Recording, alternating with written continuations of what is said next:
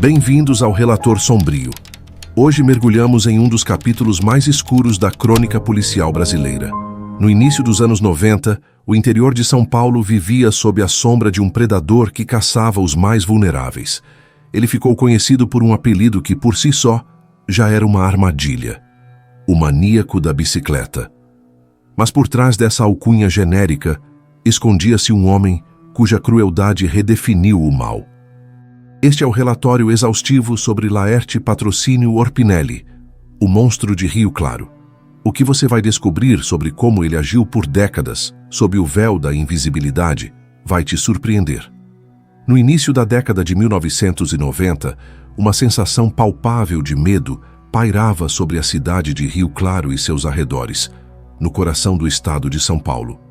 Não era um medo comum, era uma angústia que se infiltrava nas casas, alterava rotinas e silenciava as ruas ao entardecer. Crianças começaram a desaparecer. Uma aqui, outra ali, sem rastro, sem pedido de resgate, sem explicação. Elas simplesmente sumiam, deixando para trás apenas o silêncio ensurdecedor da ausência e a agonia de suas famílias. Os meses se arrastavam. A esperança, frágil, se esvaía a cada dia sem notícias. E então, a confirmação do pior. Ossadas eram encontradas, em terrenos baldios cobertos de mato, em canaviais densos que balançavam ao vento, os restos mortais de vidas interrompidas eram descobertos, muitas vezes por acaso. A comunidade, agora aterrorizada, vivia sob o espectro de um predador invisível, um fantasma que caçava os mais vulneráveis, aqueles que mal haviam começado a viver. A imprensa, ávida por um nome que pudesse encapsular esse horror, batizou-o o maníaco da bicicleta. É crucial, no entanto, iniciar esta análise com uma clarificação fundamental. Este apelido não pertence a um único indivíduo. Ao longo dos anos, a crônica policial brasileira, em sua busca por padrões, utilizou esse termo para descrever diversos criminosos em diferentes regiões do país. O modus operandi era similar: o uso de uma bicicleta, um veículo silencioso, acessível e, acima de tudo, inofensivo, para abordar ou transportar vítimas.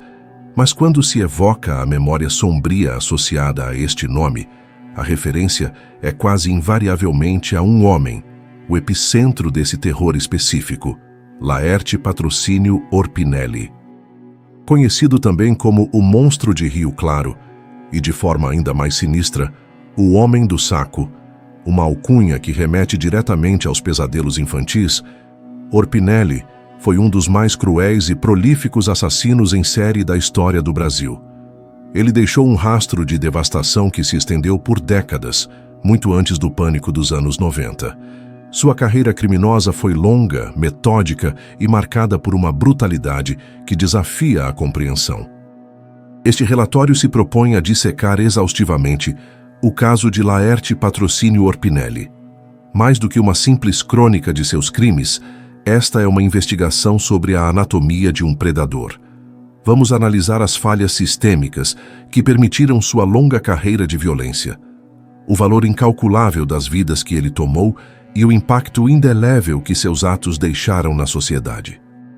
Analisaremos sua vida, sua psicologia, seu modus operandi assustadoramente eficaz, a caçada que finalmente o levou à justiça e as trágicas consequências colaterais que mancharam a investigação. Este é o retrato definitivo do homem por trás do monstro e da escuridão que ele espalhou. Para entender a arquitetura da mente de um assassino como Orpinelli, é preciso voltar ao seu ponto de origem. A trajetória de Laerte Patrocínio Orpinelli começa em 10 de outubro de 1952, na cidade de Araras, interior de São Paulo. Ele era o 7º de 9 filhos. Sua família não era apenas pobre no sentido financeiro, era desestruturada, caótica, um ambiente privado de qualquer semblante de segurança ou afeto. Esse lar se revelaria um solo fértil, tragicamente ideal para o desenvolvimento de sua patologia. Desde muito cedo, Laerte não era uma criança comum. Ele exibia um comportamento marcadamente agressivo. Não era a agressividade trivial de uma criança disputando um brinquedo. Era uma hostilidade profunda, direcionada não apenas a seus irmãos e vizinhos, mas com uma intensidade particular e perturbadora contra sua própria mãe, Elisa. Os relatos de sua infância, coletados anos mais tarde em entrevistas com familiares e vizinhos, pintam um quadro desolador de um ciclo vicioso de abuso e retaliação. A dinâmica era de guerra. Para conter seus acessos de fúria e comportamento disruptivo, como bater incessantemente em latas no quintal para chamar a atenção ou agredir os irmãos, sua mãe recorria a métodos desesperados. Ela o amarrava. Com pedaços de pano, cordas improvisadas, ela o prendia ao pé de uma mesa pesada ou à beira da cama. Longe de pacificar a criança, essa punição física e psicológica apenas alimentava sua raiva. Era como tentar apagar fogo com gasolina. Quando finalmente era solto, Orpinelli, pequeno mas já consumido pelo ódio, retaliava. Ele atirava tijolos, pedras, qualquer objeto que pudesse ferir, contra ela. Essa dinâmica familiar tóxica e violenta não foi apenas um episódio, foi o alicerce de sua visão de mundo. Ele aprendeu que a interação humana era baseada na agressão, no poder e na ausência total de laços afetivos saudáveis. O preço desse aprendizado seria pago por dezenas de famílias. Seu desajuste, obviamente, transbordou para o ambiente escolar. Na escola, Laerte era um fantasma, considerado um pária. Ele mal falava, não interagia com outras crianças.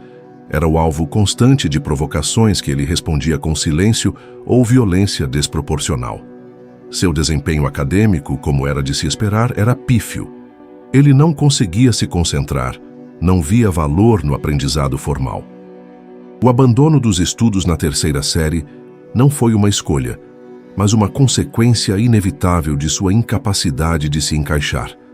Essa falha em formar vínculos sociais normais e em se adaptar às estruturas mais básicas da sociedade, como a escola, foi um presságio claro de sua vida adulta. Uma vida que seria marcada pelo isolamento, pela marginalidade e por uma fúria que apenas crescia, buscando uma saída. Na adolescência, Orpinelli encontrou um catalisador para sua desordem interna: o álcool.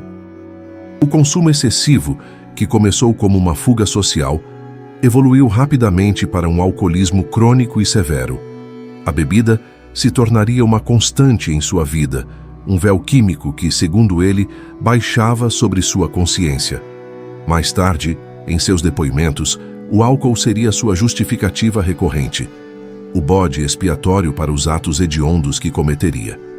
Sua instabilidade mental, agora potencializada pela dependência química, tornou-se impossível de ignorar.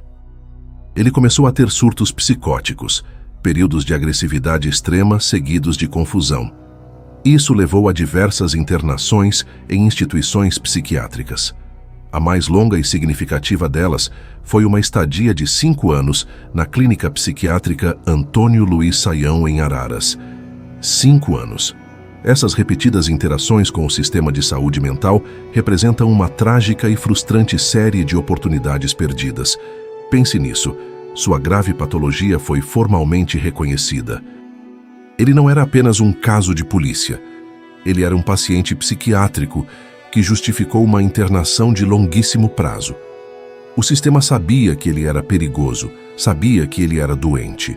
No entanto, falhou espetacularmente em avaliar adequadamente o nível do perigo que ele representava.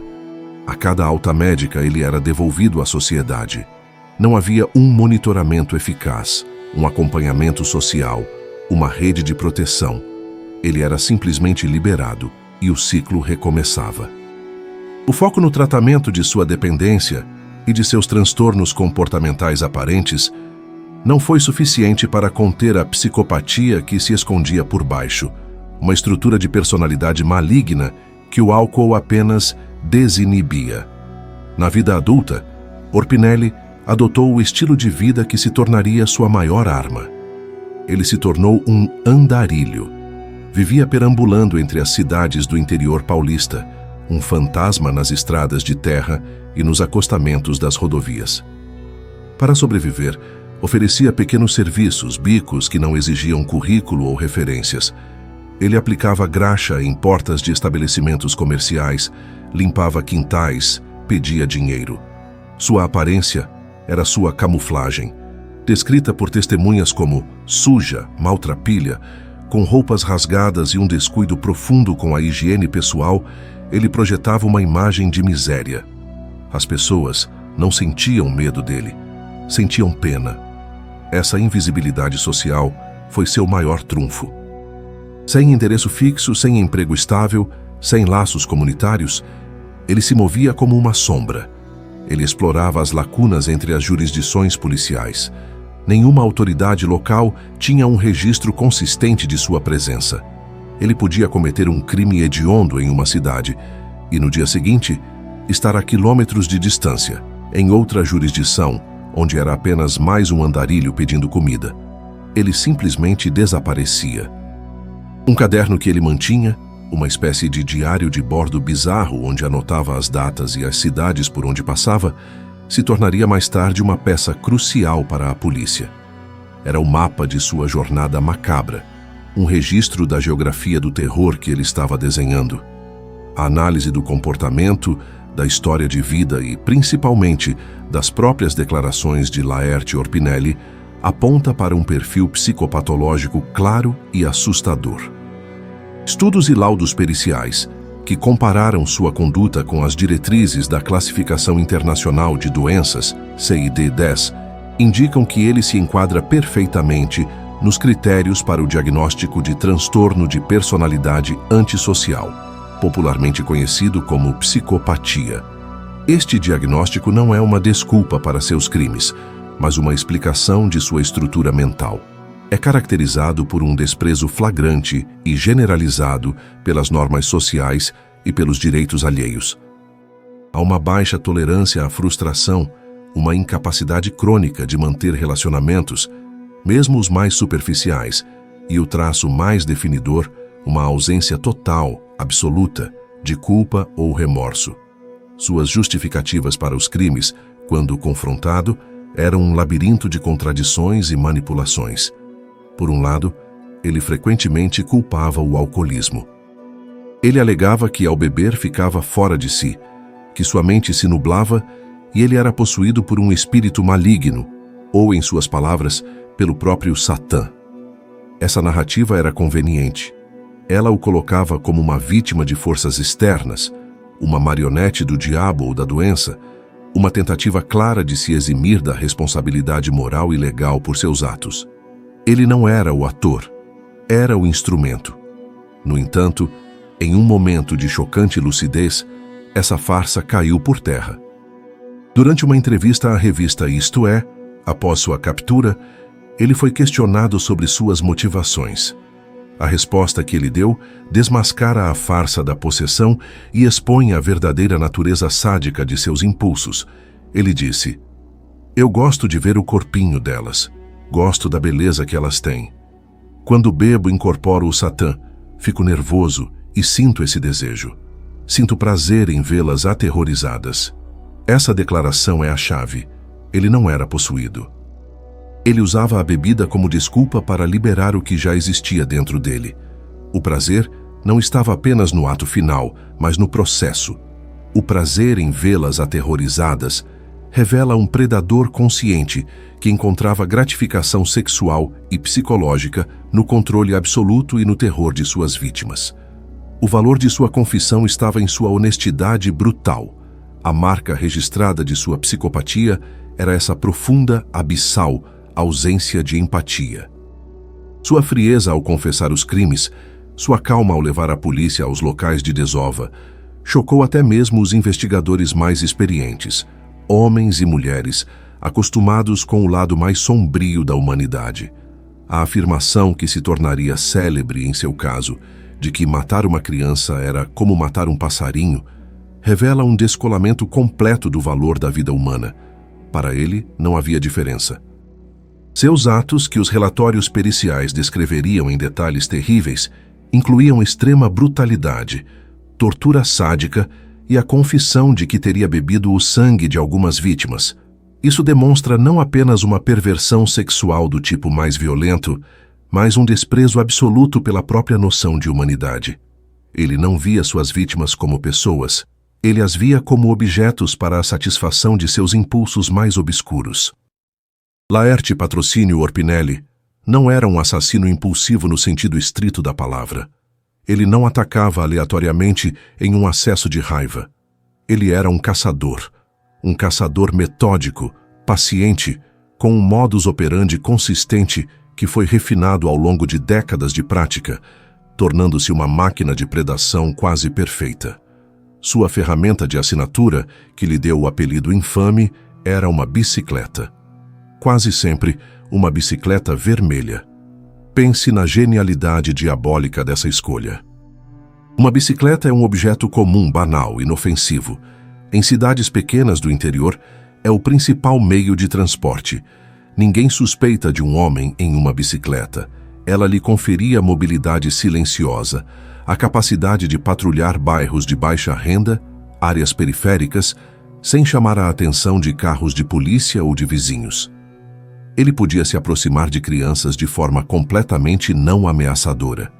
Seu processo começava com uma fase de reconhecimento. Ao chegar a uma nova cidade, ele não atacava imediatamente. Ele observava. Como um predador estudando a manada, ele identificava a dinâmica local. Procurava áreas onde crianças brincavam com pouca ou nenhuma supervisão, campinhos de futebol improvisados, ruas de terra, terrenos baldios. Ele mirava na vulnerabilidade, na inocência e, tragicamente, na pobreza. Ele sabia que em comunidades onde os pais precisavam trabalhar o dia todo, deixando os filhos aos cuidados uns dos outros, a supervisão era menor, o dinheiro era curto e a atenção dividida.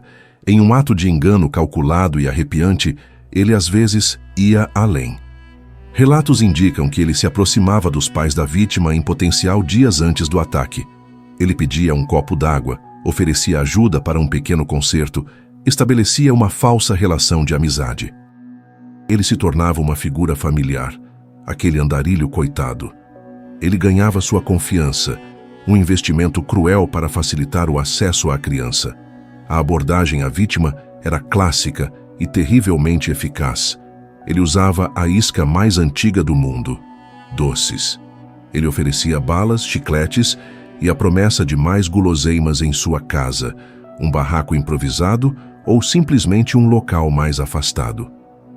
Um convite para um passeio em sua bicicleta era o passo final da armadilha. Para uma criança, o gesto parecia uma aventura. Um homem gentil, às vezes já conhecido dos pais, oferecendo um doce e um passeio. A inocência da bicicleta vermelha era o disfarce perfeito. O contraste entre a gentileza da isca e a selvageria do ataque era absoluto, imediato. Uma vez que a vítima estava sob seu controle, longe dos olhos do público, em um local isolado, um bosque, um canavial denso, uma construção abandonada, a persona amigável se desvanecia. Dava lugar a um agressor possuído por uma fúria brutal. Ele estuprava, torturava e espancava suas vítimas até a morte. Os métodos de assassinato variavam, mas frequentemente envolviam pedras, pauladas ou estrangulamento. A violência era extrema, muito além do necessário para subjugar a vítima. Era ritualística. Os corpos, então, eram deixados expostos aos elementos ou enterrados superficialmente, cobertos por folhas ou um pouco de terra, garantindo que a decomposição fosse rápida e que, quando encontrados, restasse pouco material para análise forense. Laerte Patrocínio Orpinelli, em suas diversas confissões, alegou números inflados de assassinatos. No entanto, o trabalho da justiça é lento e metódico, e provar cada caso foi um desafio monumental. Embora ele tenha confessado dezenas, apenas um punhado de casos pôde ser confirmado, amarrado com provas materiais ou testemunhais e levado a julgamento. Cada um desses nomes representa uma vida interrompida, uma família destruída e uma comunidade marcada para sempre. O caso que se tornou o pilar da acusação contra ele, a âncora que o prenderia definitivamente, foi o duplo assassinato de Osmarina Pereira Barbosa, de 10 anos, e seu primo, José Fernando de Oliveira, de 9 anos. A tragédia aconteceu em 17 de janeiro de 1990, em Rio Claro. Aquele dia de verão era como qualquer outro. As duas crianças brincavam juntas, provavelmente perto de casa. Orpinelli, usando seu método testado, abordou os dois. A promessa de doces ou um passeio foi suficiente. Ele os levou para um canavial, um local que oferecia cobertura visual e acústica perfeita. Lá, longe de qualquer socorro, ele primeiro estuprou e espancou Osmarina até a morte. A crueldade não parou aí. Em seguida, ele voltou sua fúria para o primo da menina, José Fernando. Em seu depoimento posterior, Orpinelli relatou, com uma frieza que paralisou o tribunal, que o menino demorou mais para morrer do que a prima. Uma frase curta que revela a extensão de seu sadismo. As famílias entraram em desespero. Buscas foram feitas, cartazes espalhados. Mas os dois primos haviam desaparecido. As ossadas das crianças só foram encontradas 8 meses depois, em setembro daquele ano, no mesmo canavial. O que restou delas foi o testemunho silencioso da brutalidade que sofreram. A condenação de Orpinelli por esses 2 crimes, que só viria em 2008, quase 2 décadas depois, foi um marco judicial tardio, mas necessário. Mas Osmarina e José Fernando não foram os únicos. O rastro de Orpinelli era longo. Outras vítimas confirmadas incluem Aline Cristina dos Santos Siqueira, desaparecida em Rio Claro em 1996.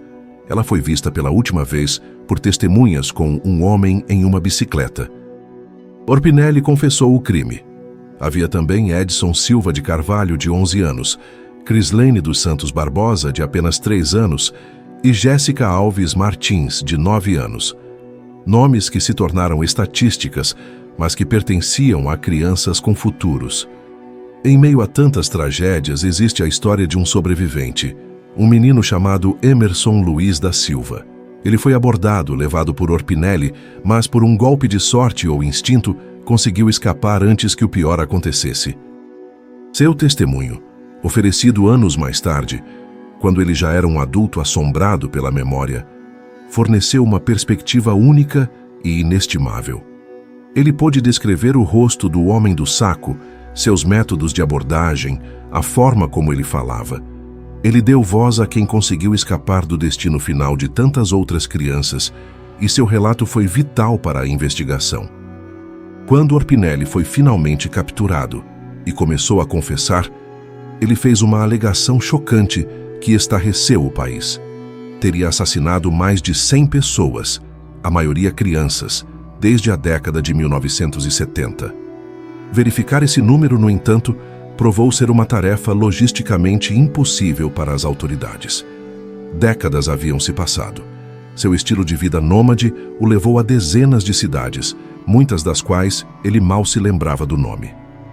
O longo período de tempo, aliado à condição em que os restos mortais eram encontrados, muitas vezes apenas fragmentos de ossos corroídos pelo solo e pelo tempo, tornou extremamente difícil vincular Orpinelli, com a certeza forense necessária, a dezenas de outros casos arquivados de crianças desaparecidas. Investigações tentaram conectá-lo a crimes mais antigos, verdadeiros cold cases, que assombravam o interior paulista, como o de Mara Lúcia Vieira, morta em Bauru em 1970, ou o de Renata Helena Lobrigatti, desaparecida em Araraquara em 1997. Mas sua participação nesses e em muitos outros nunca pôde ser comprovada. A confissão de mais de 100 mortes foi um ato de grandiosidade psicopática, um desejo de alcançar um status infame, de ser o maior predador de todos, ou talvez, apenas talvez, um reflexo distorcido de uma memória genuinamente turva, uma contagem confusa, distorcida por décadas de violência, alcoolismo e surtos psicóticos. A verdade sobre o número exato de suas vítimas, o custo real de sua jornada, foi enterrada com ele, deixando um legado de incerteza e inúmeras famílias sem a resposta final, sem um local para chorar seus mortos. Durante a maior parte da década de 1990, as forças policiais do interior de São Paulo se viram diante de um quebra-cabeça macabro sem solução. Os desaparecimentos de crianças em Rio Claro, Pirassununga, Leme, Araras e outras cidades vizinhas eram, em sua maioria, investigados como incidentes isolados. Eram tragédias locais, investigadas pela delegacia local, sem uma aparente conexão entre si. A falta de um protocolo de compartilhamento de informações entre delegacias de diferentes municípios era uma falha sistêmica gritante. A ausência de bancos de dados centralizados e digitais para crimes violentos, algo que hoje tomamos como certo, criava barreiras intransponíveis. A polícia de Rio Claro não comunicava seus casos de desaparecimento de forma eficaz com a de Monte Alto, por exemplo. Esse ambiente foi ideal para um predador itinerante como Orpinelli. Ele operava nas brechas do sistema. Ele era um especialista em explorar a burocracia e a fragmentação. O sistema era reativo, não proativo. Ele era incapaz de enxergar o padrão que se desenhava em vermelho sangue através do mapa do estado. A investigação em cada cidade patinava. A frustração crescia, a imprensa local cobrava respostas que não existiam. E o medo na comunidade se aprofundava a cada novo cartaz de desaparecido. O preço da ineficiência era pago com vidas inocentes.